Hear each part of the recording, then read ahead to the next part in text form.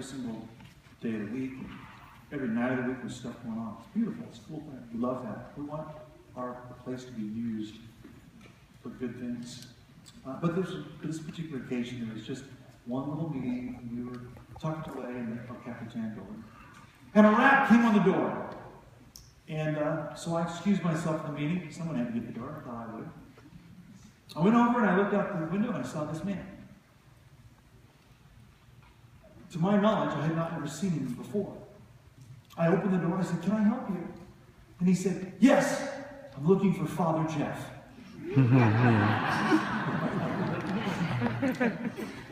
Obviously from a Catholic background, right? That's what I first thought. Was, okay, from a Catholic background.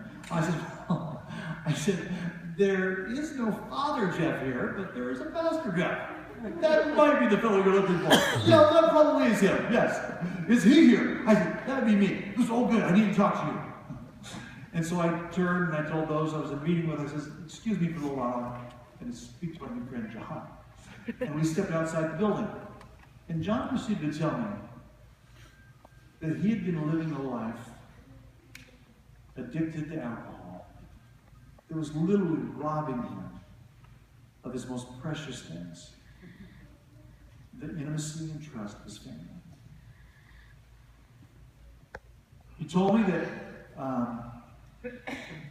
he wasn't big into God, but his life was falling apart, and his niece told him, and his wife told him, "You've got to go see Pastor Jeff." And that afternoon he tracked me down.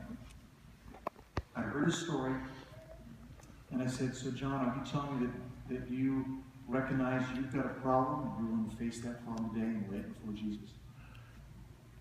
And tears are coming down his eyes, and he's saying, "Yes, I am. Yes, I am." I said, "Okay, big guy. This might be a little bit weird, but take my hands and pray with me. Repeat after me.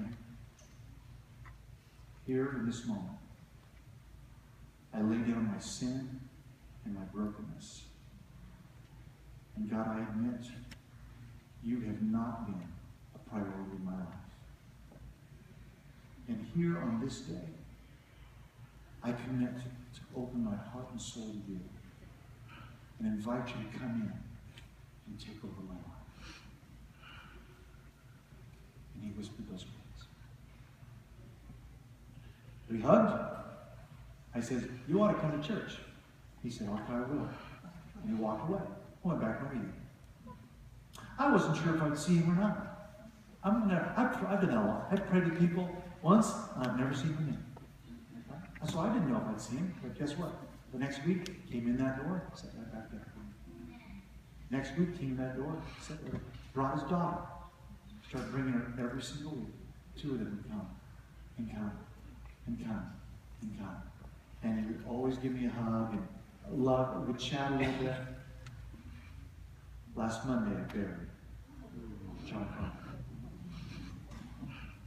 Went home to be with Jesus. I would say he made the decision just in time. Just in time. As I spent some time this week with the family, Crystal's daughter told me about an experience that she and her father had. He called her, wanted her to come to his house. So "You've got to come over here. I want to show you something." And this was a few months ago. So after he prayed with me, I started on the journey of figuring out how do I let go and let God. How do I lay down my addiction? How do I lay down my fears? And so he pointed in the backyard. There's a eucalyptus grove. And he said, "Look at that." He pointed up at the trees. And the bark of the eucalyptus, one day a storm was blowing and was knocked off. And the eucalyptus bark fell in such a way, a little closer shot of it, to make the cross. And he said, "That's my cross. And that's my sign." Amen. God loves me. And it's yours too. It's yours too. You see, the lesson is this, is that every one of us have got to come to a place where we say, I'm willing to take up my cross. I'm going to lay down my brokenness so the one who works whenever things are not working for me